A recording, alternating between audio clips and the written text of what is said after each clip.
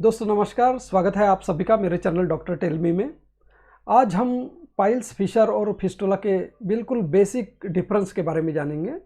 मतलब उसके जो बेसिक सिम्टम्स है जिससे वो एकदम डिफरेंशिएट होता है ये तीनों भी चीज़ें, पाइल्स से फिशर और फिशर से फिस्टुला, जिसमें आपको कोई कन्फ्यूज़न नहीं रहना चाहिए, इसलिए मैं ये वीडियो बना रहा हूँ। ये 2-3 बातें हर बीमारी के बारे में बताऊंगा जिससे आपको बिल्कुल समझ में आ जाएगा कि कोई भी पेशेंट को फिस्टुला है या कोई भी पेशेंट की जो सिम्टम्स है वो फिस्टुला के हैं, पाइल्स के हैं या फिर फिशर के हैं। तो चलो देखते हैं कि क्या बेसिक डिफरेंस इन तीनों में है।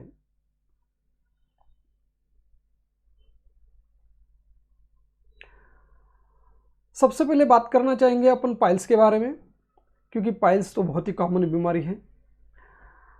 हर एनल कैनल से जो ब्लीडिंग निकलती है उसको जनरल डॉक्टर या लेमैन भी, यानी आजू बाजू के अपने रिश्तेदार सभी पाइल्स ही कहते हैं। यानी आपको लैट्रिन से खून जा रहा है तो पाइल्स हो गया दोस्तों, लेकिन ऐसा नहीं है। पाइल्स एक स्पेसिफिक बीमारी है, स्पेशल बीमारी है।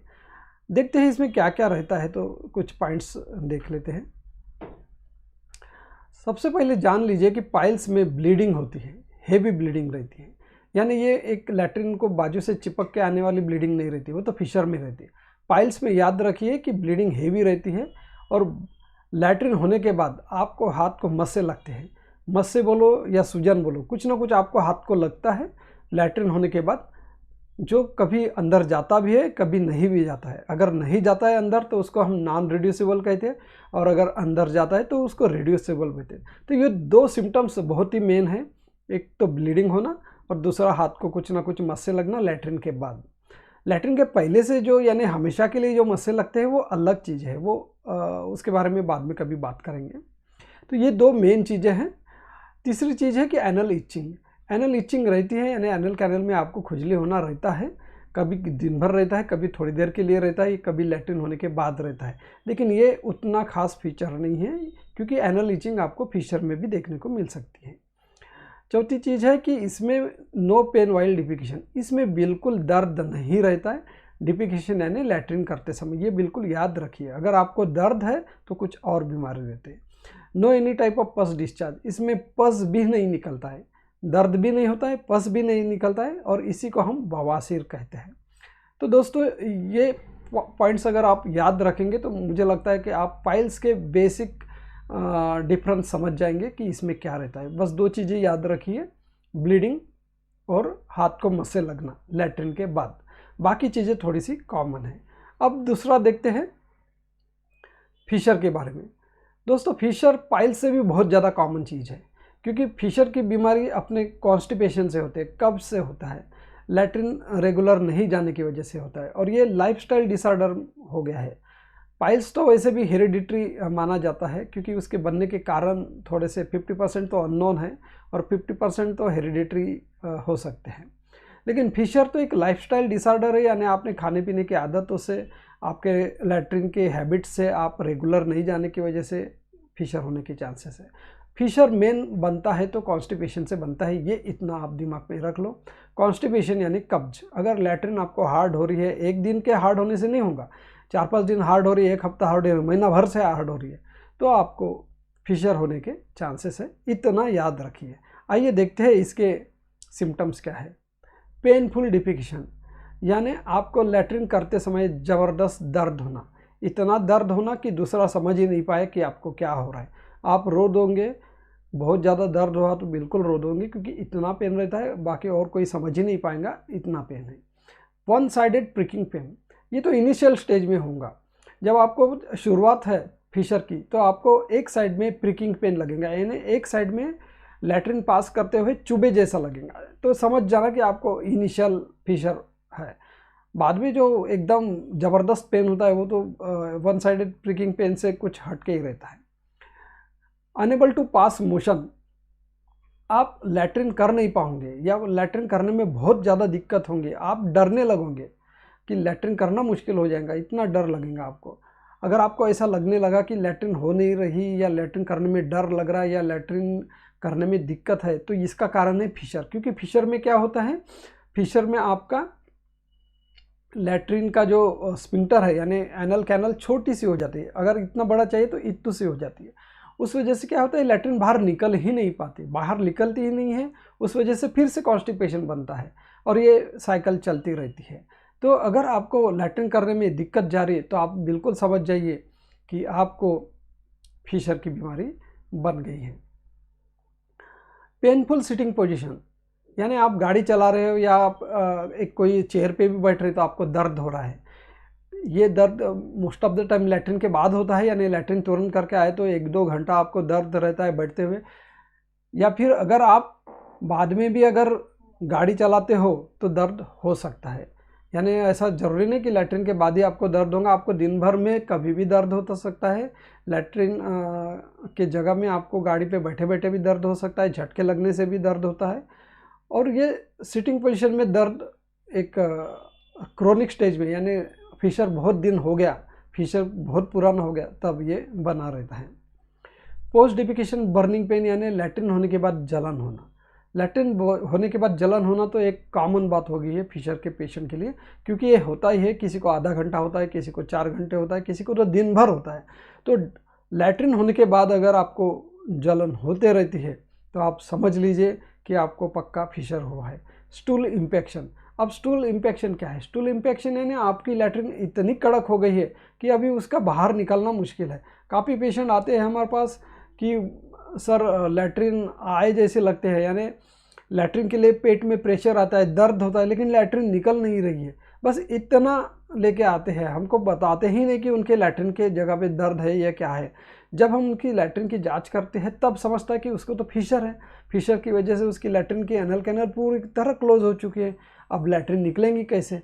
और हाथ डाल के जब देखते तो तब समझ में आता है कि बहुत ज़्यादा हार्ड हो चुकी है उसकी मोशन, यानी कड़क बन गई है, गोला बन गया है, एक ऐसा गोला, इतना बड़ा गोला कि इतना बड़ा नॉर्मल यानी होल भी रहा, एनल कैनल अगर स्पाजम में भी नहीं रहा, एनल कैनल में कोई दिक्कत भी नहीं रही, तो भी इतना हार्ड उसका गोला बन जाता है कि वो निकल नहीं पाता, उसका हम इम्पैक्टेड स्टूल कहते हैं। तो ये पॉसिबल है फिशर में अक्सर ये होता है, इसलिए उसको स्टूल इन्फेक्शन भी इसका एक फिशर का सिम्टम्स माना गया है। उसमें कभी कभी तो पस भी बन सकता है, डेवलपमेंट ऑफ अब्सेस, यानी फिशर के जगह में पस बनना, ये होता है क्योंकि फिशर आपको बहुत दिनों से है। फिशर यानी क्या है, एक अल्सर रहता है, वो अल्सर के थ्रू लैट्रिन करते करते कब इन्फेक्शन चला जाए कुछ बता नहीं सकते, और अगर ये इन्फेक्शन अंदर चला गया तो वहाँ पे पस बन सकता है, बिल्कुल बन सकता है। उसी को हम पेरी एनल अब्सेस कहते हैं, वो एक डिफरेंट डायग्नोसिस है। तो आप याद रखिए कि फिशर की वजह से पेरियानल अब्सेस बन सकता है, और पेरियानल अब्सेस ही दोस्तों आगे जाके फिस्टुला भी बनता है, ये भी बात आप याद रख सकते हैं। आज फिशर के लिए सिर्फ इतना याद रखिए कि वहाँ पे कभी कभी अब्सेस बन सकता है, लेकिन वो अब्सेस अगर बन गया तो उसको हम अब्सेस ही कहेंगे, उसको फिशर नहीं कहेंगे, या फिशर विथ अब्सेस कह सकते हैं। तो वो फिशर का रीज़न नहीं है, यानी कि फिशर का सिम्टम्स नहीं है, लेकिन फिशर में बन सकता है, ये आप याद रखिए। अब आप याद रखिए कि ब्लीडिंग कैसे होती है। ब्लीडिंग बिल्कुल एक ड्रॉप बाय ड्रॉप होता है, यानी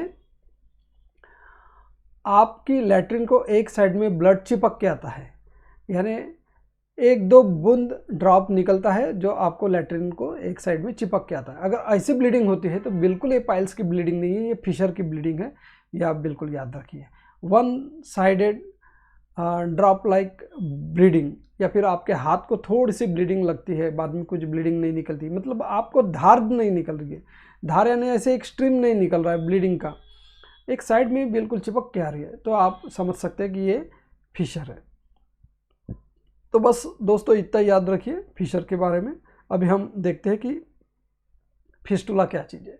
फिस्टुला एक बिल्कुल ही अलग बीमारी है, ना वो फिशर रहती है ना वो पाइल्स रहता है। फिस्टुला में पस रहता है, बस इतना याद रखिए। ये दोनों बीमारी में पस नहीं रहता, जैसे फिशर में मैंने आखिरी में बताया कि पस हो सकता है, लेकिन अगर हो गया तो वो भी फिस्टुला ही बनता है। लेकिन फिस्टुला अगर है टिपिकल, यानी उसको फिशर भी नहीं है, पाइल्स भी नहीं है, सिर्फ फिस्टुला है, तो आप समझिए कि उसको पस है, यानी उसके लैट्रिन के आजू बाजू से बोलो या लैट्रिन के मार्ग से भी बोलो पस जाता है। जनरली आप याद रखिए कि लैट्रिन के आजू बाजू में एक आधा ऐसी फुंसी रहती है, फुंसी बोलो या कुछ छोटा सा गड्ढा होल बोलो, pus discharge from small hole. Exactly anal canal में यानी लेटरिन की जगह पे नहीं रहेगा, उसको थोड़ा सा बाजू में एक छोटा सा होल रहेगा, वहाँ से थोड़ा थोड़ा पस जाएगा, जो पस आपके लेटरिन की जगह को चिपक के रहेगा या आपके पैंट को चिपक के आएगा। तो अगर ऐसा हो रहा है आपको तो आपको फिस्टुला है। अगर वो फुंसी के जगह पे ही आपको दर्द है, painful swelling under the hole, यानी उसी जगह पे थोड़ी सी जगह आपको कड़क लग रही है या उसी जगह में आपको दर्द हो रहा है, तो आप ये समझिए कि आपको फिस्टुला है। पस ऑटोमेटिकली स्टॉप एंड रिगेन, यानी पस कुछ दिन के लिए चालू रहेगा, 2-3 महीने चालू रहेगा समझो, या 15-20 दिन चालू रहेगा, फिर अपने आप बंद हो जाएगा, फिर से 2-3 महीने के बाद फिर से चालू हो जाएगा। तो ये फिस्टुला है। अब ये बंद चालू जो होता है ये भी एक गलतफहमी है कि दवाई की वजह से होता है, ऐसा कुछ भी नहीं है। आप एलोपैथी खाइए, होम्योपैथी खाइए, आयुर्वेदिक खाइए, कोई भी दवाई खाइए तो भी ऐसा ही होने वाला है, और कोई दवाई नहीं भी खाएंगे तो भी ऐसा ही होने वाला है। यानी आपका पस 10-15 दिन के लिए आएगा, उसके बाद बंद हो जाएगा अपने आप। ये पूरी बॉडी का एक डिफेंस मैकेनिज्म है, बॉडी उसको कम करने की कोशिश करती है। इसमें कोई भी दवाई का कोई रोल नहीं है, सिर्फ इतना है कि आप कोई दवाई खा रहे हो तो आपको लगता है कि हाँ भैया ये इस दवाई से हो गया, 10-15 दिन में पस बंद हो गया, बाद में 2-3 महीने आराम रहा, फिर से दवाई बंद कर दिया तो फिर से बहना चालू हो गया। ऐसा कुछ भी नहीं है, ये अपने आप होने वाली प्रोसेस है, बिल्कुल ये याद रखिए। No pain while passing motion, latrine करते हुए आपको कोई भी दर्द नहीं होता फिस्टुला में। No bleeding from anal canal, fistula में एनल कैनल से कोई भी ब्लीडिंग नहीं होती है। कभी कभी ब्लड निकलता है, वो फुंसी की जगह से हल्का सा कुछ घस गया या फुंसी की जगह पे मार लग गया, या जिसको हम फिस्टुला की एक्सटर्नल ओपनिंग कहते हैं। एक्सटर्नल ओपनिंग इसलिए कहते हैं कि उसको एक ओपनिंग और अंदर भी रहती है, जिसको हम इंटरनल ओपनिंग कहते हैं।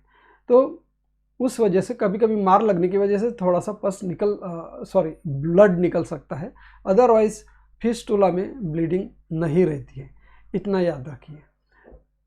तो ये कुछ फिस्टुला के बारे में मैंने आपको बताया है। इसमें और 2-3 बातें इंपॉर्टेंट ये है कि बहुत सारे इसमें होल भी रह सकते हैं, यानी जैसे कि आपको मैंने बताया कि एक होल रहेगा उसमें से पस निकलेगा, लेकिन ऐसा नहीं है, कभी कभी 2-3 लैट्रिन के आजू बाजू में 2-3 होल भी रह सकते हैं, यानी उसको मल्टीपल फिस्टुला कहते हैं, हम कॉम्प्लेक्स फिस्टुला कहते हैं। ये टोटल अलग ही टॉपिक है, मैं इसके बारे में फिर से एक बार वीडियो ज़रूर बनाऊंगा। इसी को हम भगंदर कहते हैं। तो दोस्तों अभी आप ये समझ गए होंगे कि भगंदर क्या है, उसमें क्या खासियत है, पाइल्स क्या है, फिशर क्या है। आखिरी में एक समरी में बताना चाहूँगा, अगर आपको पाइल्स है तो आपको ब्लीडिंग है जिसमें धार लगती है, और आपको लैट्रिन होने के बाद हाथ में कुछ मस्से लगते हैं या सूजन लगती है, या चारों बाजू से जिसको हम बोलते हैं कि चुंबर बाहर निकले जैसा लगता है, पूरी चुंबर की चुंबर बाहर निकली है, पूरी सूजन हाथ को लग रही है, जो अंदर नहीं जा रही है। लैट्रिन के पहले तो कुछ भी नहीं था, लैट्रिन के बाहर बाहर आ गया, ऐसा कुछ है तो वो पाइल्स है बस।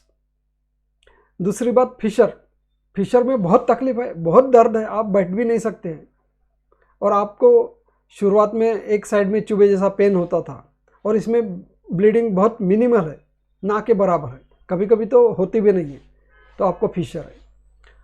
और अगर पस निकलता है लैट्रिन की जगह से या लैट्रिन के आजू बाजू से तो फिस्टुला है। बस ये 3 बातें याद रखिए, पस, पेन और ब्लीडिंग, और इसका आप रिलेशन देख लीजिए, तो मैं समझूंगा कि ये वीडियो का उद्देश्य मेरा सफल हो गया।